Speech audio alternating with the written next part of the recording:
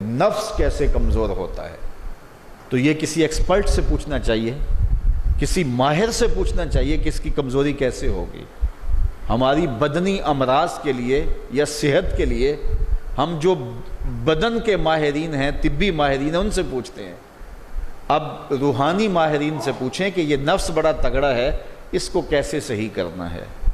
علامہ اقبال علیہ رحمہ جس شخص کو اپنا مرشد مانتے ہیں اور کہتے ہیں میری اندر کی بیماریوں کا علاج جس شخص نے کیا ہے وہ مولا جلال الدین رومی ہے۔ تو جلال الدین رومی ایک معالج کا پتہ دیتے ہیں۔ بعض اوقات ہمیں کوئی مسئلہ ہوتا ہے تو ہم کسی اپنے ڈاکٹر دوست سے پوچھتے ہیں کہ یار آپ کی نظر میں کون سا اچھا ڈاکٹر ہے جو ہمارے اس مرض کے لیے ہو، کہ ڈاکٹر آگے جس ڈاکٹر کا پتہ بتائے گا پھر وہ باکمال ہی ہوگا نا۔ تو عام آدمی تو ہو سکتا ہے کسی عطائی کا پتہ بتا دے، وہ کہتا ہے مجھے فلاں جگہ سے دم کروایا، مجھے اس سے آرام آ گیا، تو ہم دم کروانے بھاگ جائیں گے۔ یہ ایسے ہی ہوتا ہے نا کہ لوگ وقت ضائع کر دیتے ہیں ان چکروں کے اندر اور بیماری کے منہ میں۔ وقتی طور پہ تھوڑا سا نفسیاتی طور پہ وہ ٹھنڈے ہو جاتے ہیں، جب انہیں کوئی دم شم ہو جاتا ہے تو وہ کہتے ہیں نہ میں ٹھیک ہوں، لیکن بیماری اندر پھیلتی رہتی ہے، وہ ڈاکٹر کے پاس جاتے نہیں پراپر، اور پھر بیماری اتنی پھیل جاتی ہے پھر علاج نہیں ہوتا۔ تو جب وہ تھوڑا سا ان کو ریلیف ملتا ہے ان کے نفسیات کی وجہ سے تو وہ شور کرنے لگ جاتے ہیں میں بڑا بہتر ہو گیا ہوں، اور عورتیں کہتی ہیں پہنا میں تو ٹھیک ہی ہو گئی ہوں۔ تو نتیجہ کیا ہوتا ہے کہ بیماریاں پھیلتی ہیں اور باقی لوگ بھی اس طرح چل پڑتے ہیں، تو یہ ایک عجیب رنگ اور عجیب ڈھنگ ہوتا ہے۔ تو یہ بات ذہن میں رکھیں کہ جب کسی بھی بیماری کے حوالے سے ماہر سے پوچھا جائے تو وہ صحیح مشورہ دے گا۔ عام آدمی اپنے انداز سے بات کرتے ہیں، تو کسی ڈاکٹر سے پوچھیں کہ جناب اس شعبے کا ڈاکٹر کیا، تو وہ صحیح ڈاکٹر بتائے گا۔ اب ماہر سے پوچھا گیا، ماہر بھی کون ہے؟ جس کو اقبال نے بھی اپنا مرشد مانا، اور اقبال نے جس کو اپنا مرشد مانا وہ مرشد ہی ہوگا نا۔ اللہ اکبر۔ تو وہ اقبال فرماتے ہیں ایک مرشد کا پتہ دیتے ہیں علامہ رومی کا، اور رومی آگے ایک مرشد کا پتہ دیتے ہیں۔ ہفت شہر عشق را عطار گشت ما ہنوز اندر خمیں یک کوچام۔ شیخ فرید الدین عطار کے بارے میں حضرت رومی کہتے ہیں کہ یہ وہ شخص ہے کہ جو عشق کے ساتوں شہر گھوم چکا ہے، اور حضرت رومی کہتے ہیں کہ میں پہلے شہر کی پہلی گلی کے کونے پہ کھڑا ہوں۔ اب شیخ فرید الدین کس مرتبے کے شخص ہیں؟ تو ان سے پوچھئے کہ آپ ماہر ہیں، اقبال کا مرشد بھی آپ کی دہلیز پہ کھڑا ہے، تو آپ بتائیے یہ نفس کا علاج کیا ہو؟ تو شیخ فرید الدین فرماتے ہیں آؤ میں تمہیں بتاؤں اس نفس کا علاج کیسے کرنا ہے، چونکہ یہ نفس کا علاج ان لوگوں کے پاس ہے۔ باج فقیراں کسے نہیں ماریا، باہو ظالم چور اندر داہو، یہ ان لوگوں کا ہی کام ہے کہ اس کا علاج کریں۔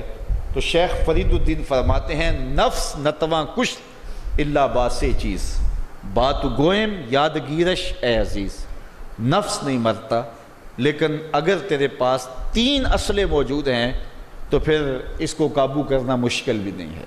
وہ 3 اسلحے کون سے ہیں ذرا سن لیجئے، اور اس نیت سے سنیے کہ ہم اس ماہ صیام میں اس پر عمل کریں گے اور اپنے نفس پہ قابو پانے کی کوشش کریں گے، کیونکہ یہ تقریر محض تقریر نہیں ہونی چاہیے کہ میں آ کے ہر سال کوئی بات سنا جوں اور آپ ہر سال سن لیں، تو اس سے کیا فائدہ ہوگا اگر ہم عمل نہیں کریں گے۔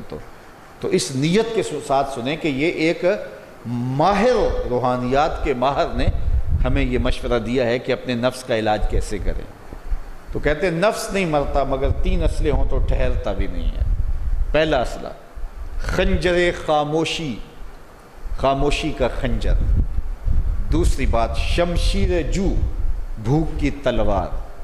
اور تیسری بات نیزائے تنہائی اور ترک ہجوم، اور ایک تنہائی کا نیزہ۔ کہتے ہیں 3 اسلحے اگر تمہارے پاس ہیں تو یہ نفس قابو میں آ جائے گا۔ خاموشی کا خنجر، بھوک کی تلوار اور تنہائی کا نیزہ۔ ایک دشمن بندھا ہوا ہے، 3 اسلحے لے کے دوسرے دشمن پہ ٹوٹ پڑو۔ ماہ صیام میں بھوک تو پہلے ہی کاٹنی ہے، لہٰذا یہ جو ہے وہ بھوک کا ہتھیار بھی اس کے اوپر جو ہے وہ کارگر ہو گیا۔ اب خاموشی بھی اختیار کریں، کوئی فضول بات اپنی زبان پر ادا نہ ہونے دیں۔ میرے حضور نے فرمایا اگر تم سے کوئی الجھے، کوئی لڑے، کوئی بحث کرے تو تم اسے کہہ دو انی صائمن، جا بابا معاف کر میں نے روزہ رکھا ہوا ہے۔ تو اس طرح اس کو ٹال دو کہ جو ہے وہ انی صائم میں روزے سے ہوں، میں نہیں لڑنا چاہتا، میں نہیں کوئی فضول بات کرنا چاہتا، میں کوئی بے مقصد بات نہیں کرنا چاہتا. لیکن فرمایا جو جھوٹ اور جھوٹے اقوال اور اعمال نہیں چھوڑتا ہے اس کے بھوکے اور پیاسا رہنے کی اللہ کو کوئی ضرورت نہیں ہے. تو خاموشی اختیار کی جائے. اور تیسری چیز العافیت فی العزلہ، تنہائی میں عافیت ہے، اور یہ ہمیں اختیار کرنا چاہیے.